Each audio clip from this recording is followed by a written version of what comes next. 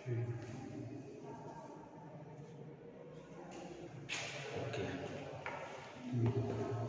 ठीक है sir, okay. ठीक। इसको सर लगाइए क्या आवाज़ स्पष्ट आएगा?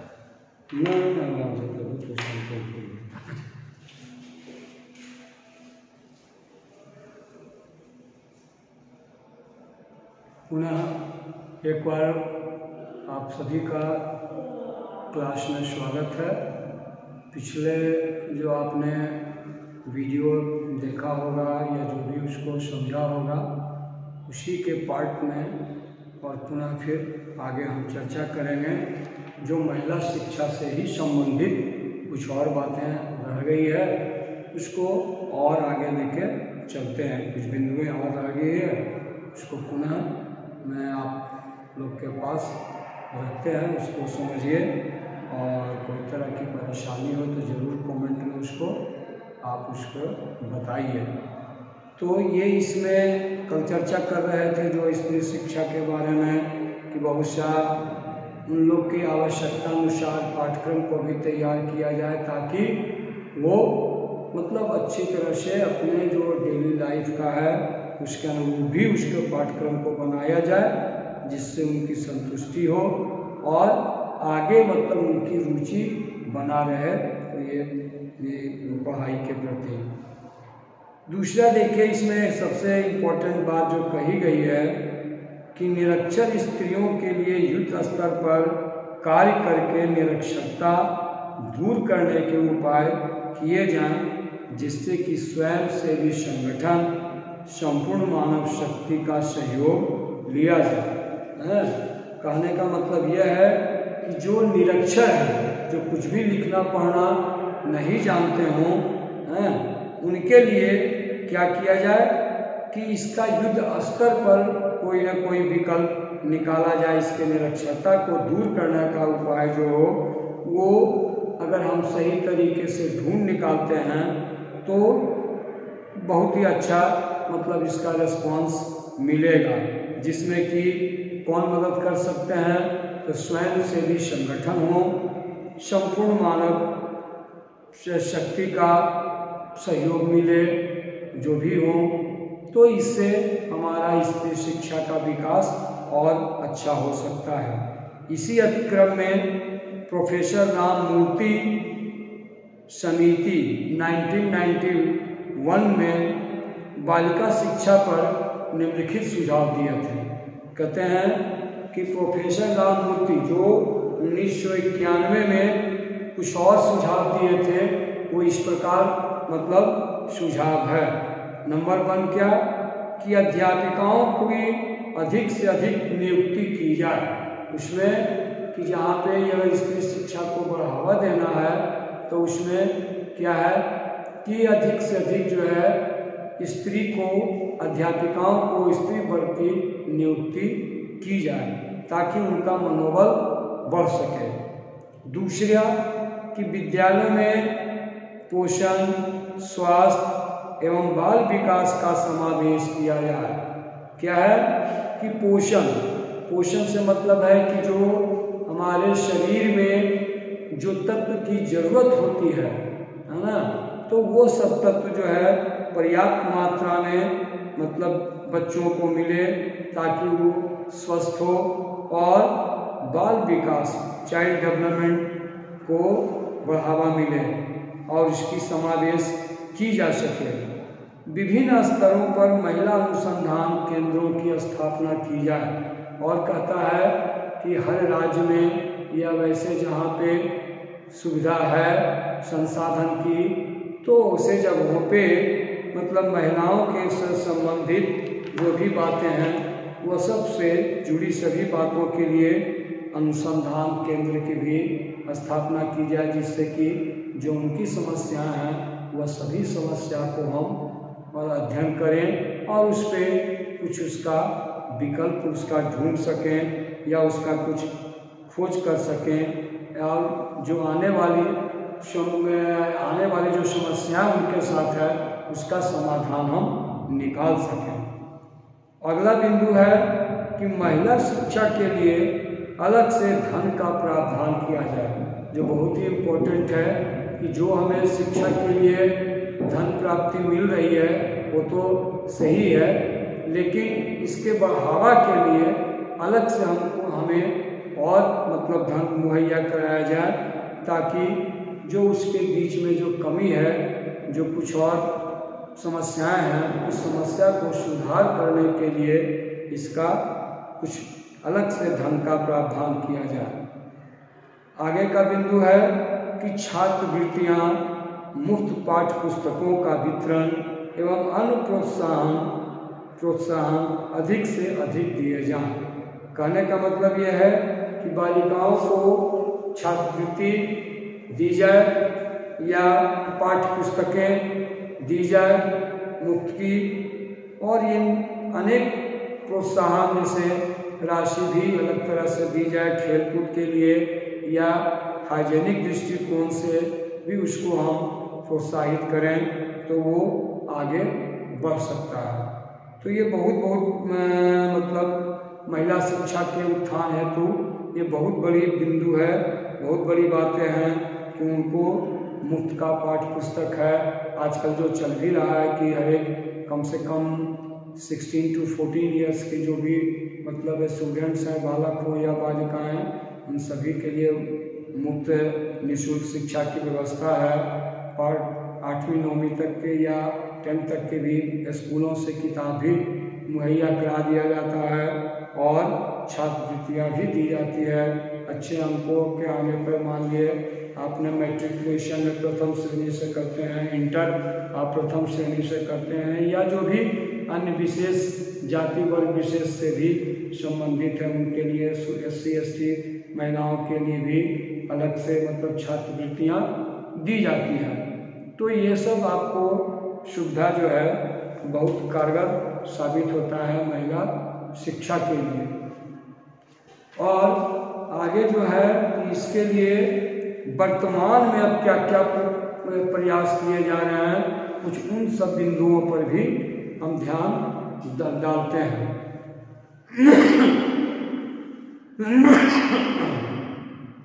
कि जो वर्तमान में प्रयास मेरा है उसमें है कि ग्रोथ इन इनरोलमेंट, मतलब नामांकन में वृद्धि करने के लिए वर्तमान में जो प्रयास है कि लड़कों की अपेक्षा लड़कियों का जो नामांकन दर है उसमें वो वृद्धि की जाए।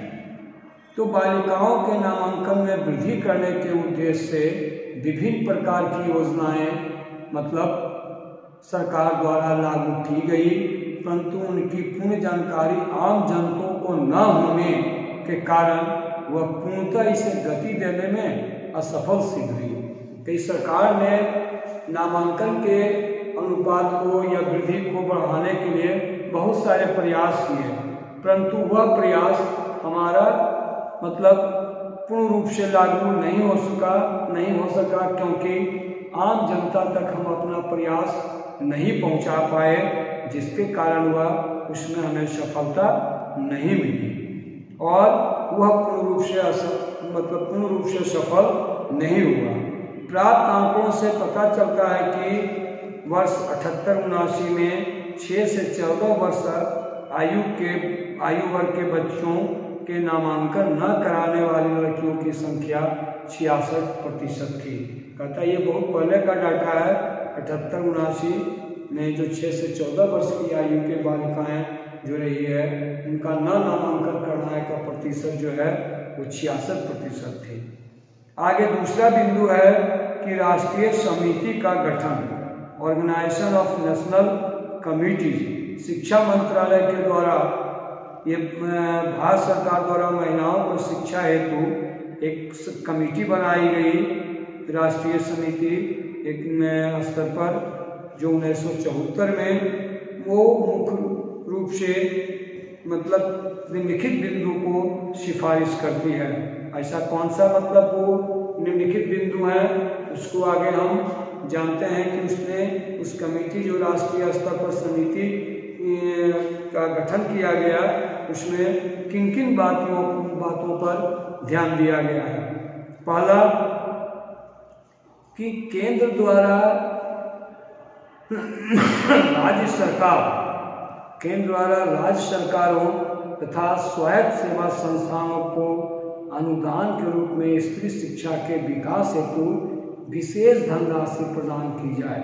सबसे पहला जो पहले भी हमने चर्चा किया कि केंद्र सरकार या राज्य सरकार जो भी हो, इससे संबंधित या स्वायत्त कोई सेवी संस्थान हो जो सिर्फ मतलब ऐसी सर्विस देने के लिए ऐसा कोई संस्थान हो जो कि अनुदान के रूप में स्त्री शिक्षा को बढ़ावा के रूप में देने के लिए वो इस तरह से प्रावधान करे जिससे वो धन मुहैया कराए और वो स्त्री शिक्षा के विकास में लगाया जा सके।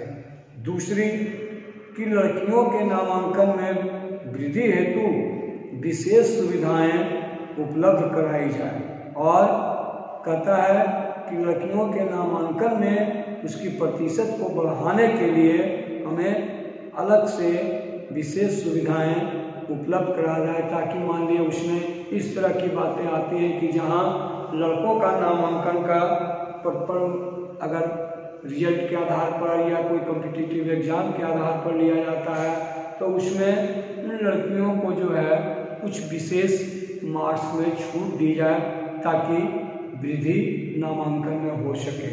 जहां मान ली हम उसको 60% पे लेते हैं तो लड़कियों को 55% पे या 50% पे उनके मार्क्स पे हम नामांकन कर सकते हैं।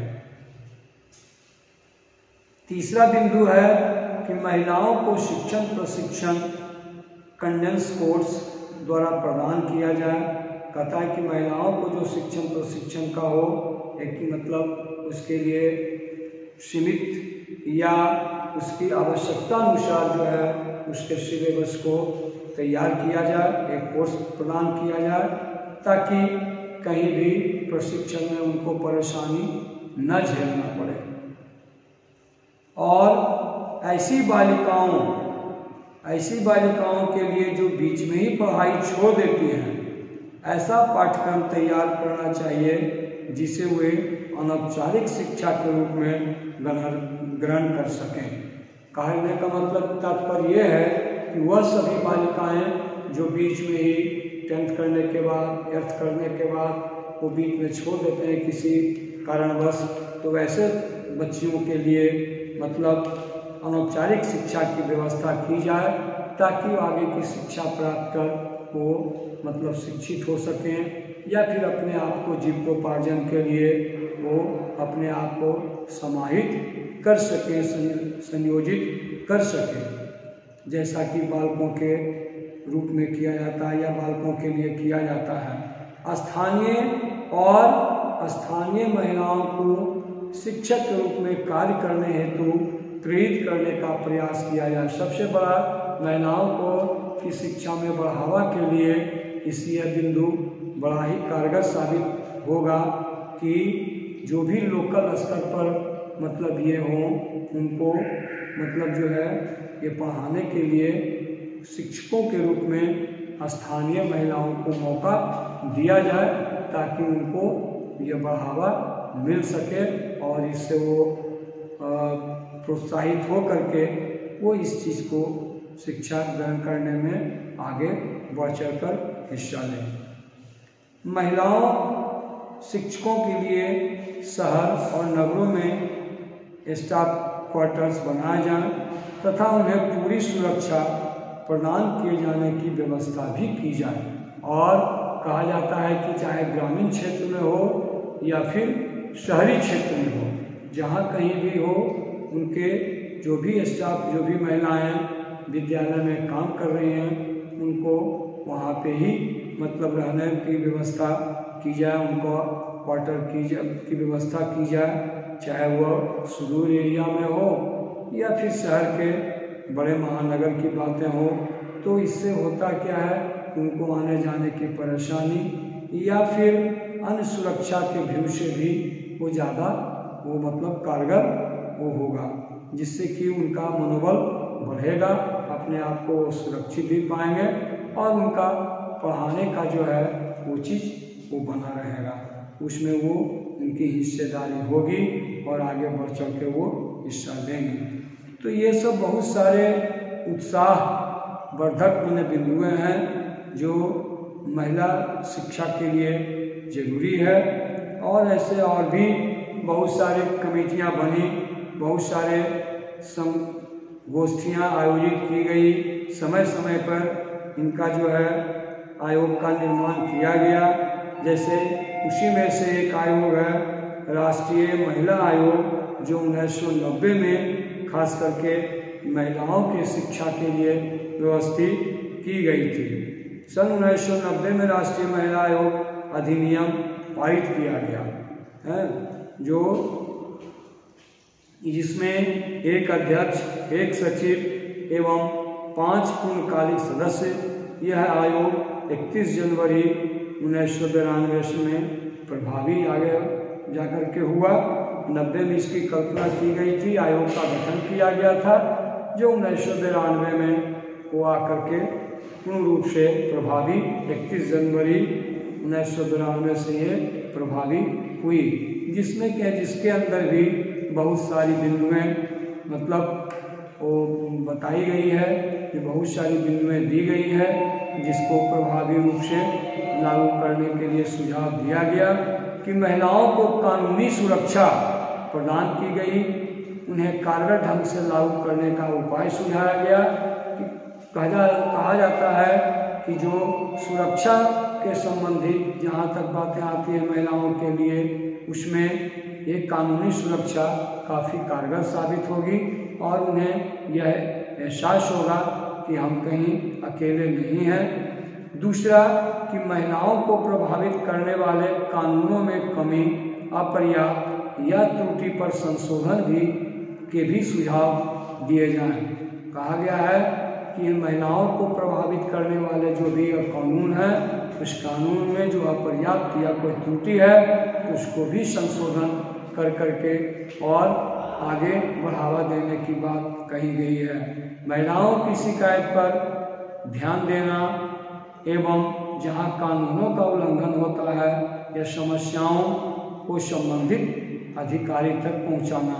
यहाँ तक आप देखते होंगे कि आदिवासी लोगों के लिए, महिलाओं के लिए अलग से मतलब जो है थाने की व्यवस्था है या महिला थाना अलग बनाया गया है। शेड्यूल कास्ट, शेड्यूल ट्राइब के लिए अलग थाना बनाया गया है। तो ये सब बहुत सारी उनको सुरक्षा के दृष्टि से मतलब अलग अलग प्रावधान किया गया है, ताकि उनको महिला की शिक्षा की भागीदारी जो है वो बढ़ सके और अच्छा मतलब कर सके। महिलाओं को आर्थिक एवं सामाजिक विकास के लिए योजनाएं बनाने के लिए प्रक्रिया में भाग लेना। कहा जाता है कि महिला को आर्थिक रूप से संपन्न या समाज में विकास के लिए ये जो भी योजनाएं हैं उसको जल्द से जल्द लागू की जाए या प्रक्रिया में लाया जाए, जिससे कि वो आगे बढ़ चढ़कर हिस्सा लें। सुधार गृहों, जेल खानों व अन्य स्थानों पर भी उनके पुनर्वास तथा दशा सुधारने के बारे में सिफारिशें करना, यह भी बहुत बड़ी बिंदु है जो कि हमारा महिला शिक्षा से संबंधित बातें को ये अलग मतलब ध्यान आकृष्ट करता है। जहाँ पे सुधार गृह है वहाँ भी उनके लिए अलग व्यवस्था है, या अन्य कोई अगर जेल खाना भी है तो उनके लिए अलग व्यवस्था की गई है। तो वैसे बहुत सारे पुनर्वास जो विधवा लेडीज़ हैं उनके पुनर्वास के लिए या अलग अलग तरह के जो भी समस्याएं उनके साथ है वह सब की व्यवस्था सरकार की तरफ से की गई है, ताकि महिला शिक्षा का विकास हो सके। धन्यवाद। तो आज यही इसको बंद करते हैं, और आगे आपकी कोई भी अगर समस्या हो तो आप फ़ोन पे कांटेक्ट कर करके जानकारी ले सकते हैं। और आगे अगले क्लास में अब ये दूसरी प्रश्न पर हम फिर चर्चा करेंगे। धन्यवाद।